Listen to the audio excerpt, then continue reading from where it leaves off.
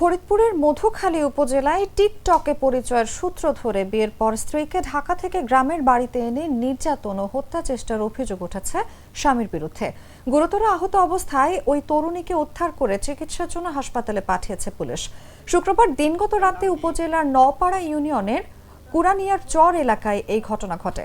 Police ও স্থানীয় সূত্রে জানা গেছে, টিকটকের মাধ্যমে পঞ্চগড় জেলার দেবীগঞ্জ উপজেলার টেপ্পিগঞ্জ ইউনিয়নের রশিদ শেখের মেয়ে রোকিয়া বেগমের সঙ্গে গাজীপুরে পরিচয় হয় প্রান্ত শেখের। পরিচয়ের এক পর্যায়ে তাদের মধ্যে প্রেমের সম্পর্ক গড়ে ওঠে। প্রায় 1.5 মাস আগে তারা পারিবারিকভাবে বিয়ে করেন বলে জানা গেছে। ভুক্তভোগী রোকিয়া বেগম জানান, শুক্রবার রাতে প্রান্ত তাকে গাজীপুর থেকে নিজ বাড়িতে নেয়ার কথা বলে ফরিদপুরের মধুখালীতে নিয়ে আসেন।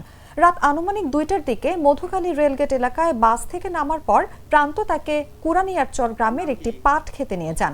সেখানে রাতভর শারীরিক নির্যাতন চালানো হয়। রোকিয়ার অভিযোগ, এক পর্যায়ে তাকে হত্যার উদ্দেশ্যে শরীরের বিভিন্ন স্থানে জখম করা হয়, এমনকি তার চোখ উপড়ে ফেলারও চেষ্টা করা হয়। প্রাণ বাঁচাতে তিনি সেখান থেকে কৌশলে পালিয়ে পাশের একটি বাড়িতে আশ্রয় নেন। পরে পুলিশ তাকে উদ্ধার করে প্রথমে মধুখালী উপজেলা স্বাস্থ্য কমপ্লেক্সে ভর্তি করে।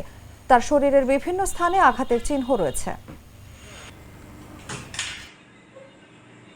তুই আমাকে কেন মিথ্যা কথা বললি যে আমি বিয়ে শাদী করি না, আমি তোমাকে বিয়ে করবো, সংসার করে খাবো, সত্যিকার কথা? তাহলে তুই আমাকে মারার চেষ্টা কেন করলি? কেন তুই মারার চেষ্টা করলি?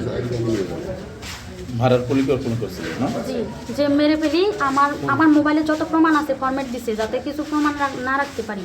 কিন্তু আমি প্রমাণ কিন্তু আমার বোনের জামাই আমার বোনের কাছে রাখা দিছি, যে না ভিডিওগুলো রাখা দিস, একটা ভিডিও কিন্তু সব কিছু হয়ে যাবে। তো তোমার মুখে কি ও যে কামড়াইছে? হ্যাঁ, আর যে ঠোঁট এগুলো কামড়াইছে আর 2 হাত দিয়ে চাপতে ধরছে। পরে ওর হাতটাই একটা হাত ধরে আঙ্গুলের মধ্যে ইচ্ছা মতো কামড় দিচ্ছে।